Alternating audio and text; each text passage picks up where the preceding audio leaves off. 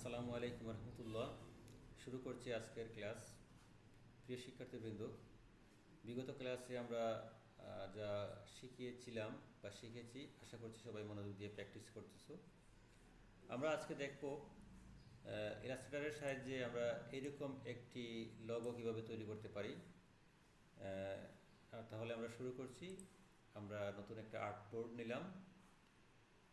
আমরা যে কাজটি করতে পারি, এখানে শেপ থেকে আমরা পলিগন টুলস ব্যবহার করব এই লোগো তৈরি করার জন্য। পলিগন টুলসে আমরা সিলেক্ট করে যদি আমরা একটা ক্লিক করি, তাহলে এরকম একটা ডায়লগ বক্স আসবে। আমরা এইখানে সাইড 3 দেয়া আছে, 4, 5, 6, আমরা যত ইচ্ছা তত নিতে পারবো। তো আমরা এখানে 3টি কর্নার বা সাইড নিব, ওকেতে ক্লিক করব, এরকম একটি শেপ তৈরি হবে আমাদের সামনে। তো আমরা অল্টে চেপে এই শেপটাকে আমরা কপি করে নিব। এখানে দুইটি শেপ পাশাপাশি চলে আসছে। আমরা এই দুইটিকে একসাথে সিলেক্ট করব। তারপরে আমরা শেপ বিল্ডার টুলসের সাহায্যে আমরা অল্ট চেপে এই অংশটুকু আমরা বাদ দিয়ে দিব, কেটে দিব। এখন আমরা পেন টুলের সাহায্যে আমরা আরেকটি শেপ এখানে তৈরি করব। এইরকম একটা শেপ ড্র করব আমরা এখানে, এই অংশটুকু ফেলে দিব। আবার আমরা এই অংশতে আমরা এসে এটা ক্লিক করে আমরা এইরকম একটা শেপে পরিণত করব। এই বাড়তি অংশটুকু আমরা ফেলে দিব, এইটা এর সাথে জুড়ে দিলাম। হয়ে গেল আমাদের একটা শেপের একটা নমুনা চলে আসলো। আমরা এই অংশটুকুতে আবার কপি করে আমরা এখানে নিয়ে আসলাম।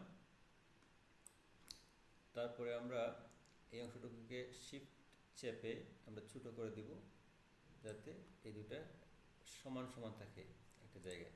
এখন আমরা পুরো লোগোটাকে আমরা সিলেক্ট করব এবং শেপ বিল্ডার টুলসের সাহায্যে আমরা এই অংশটুকু আমরা অল্টার চেপে ক্লিক করব, চলে যাবে। এখন আমরা এই অংশটুকু একসাথে জুড়ে দিব, এই একটা অংশ হয়ে গেল।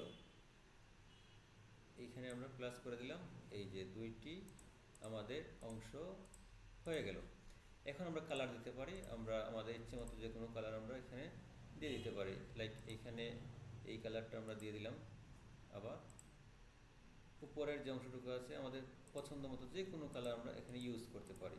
আমাদের চাহিদা মতো আমরা কালার এখানে দিয়ে দিব। আমরা এইরকম একটা কালার রাখলাম। তো এখানে আমরা বোঝাচ্ছি যে এটা হচ্ছে এ আর এটা হচ্ছে টি, এরকম একটা লোগো এ টি।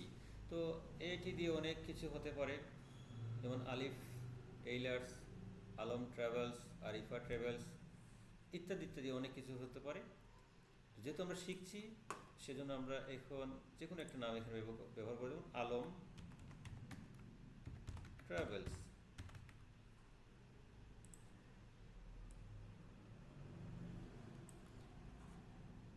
এখানে আমাদের যে ফন্টটা আছে, আমরা যে কোনো ফন্ট ইউজ করতে পারি। আমি এখানে এরিয়াল ফন্টটাই ব্যবহার করতেছি। এখন এটাকে একটু ছোটো করে সাথে মিলিয়ে দিব।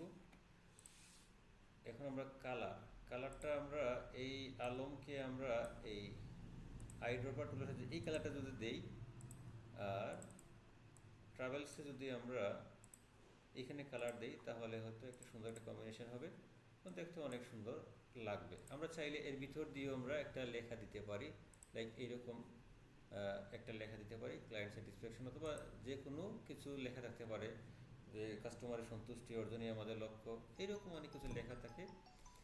সেই লেখাটা আমরা আসলে এর ভিতরে আমরা দিয়ে দিতে পারি। তো এই হচ্ছে আজকের আমাদের ক্লাস। সবাই ভালো থাকবেন, সুস্থ থাকুন এবং ভালো করে প্র্যাকটিস করবেন। যত বেশি প্র্যাকটিস করবেন, তত শিখতে পারবেন। ধন্যবাদ সবাইকে।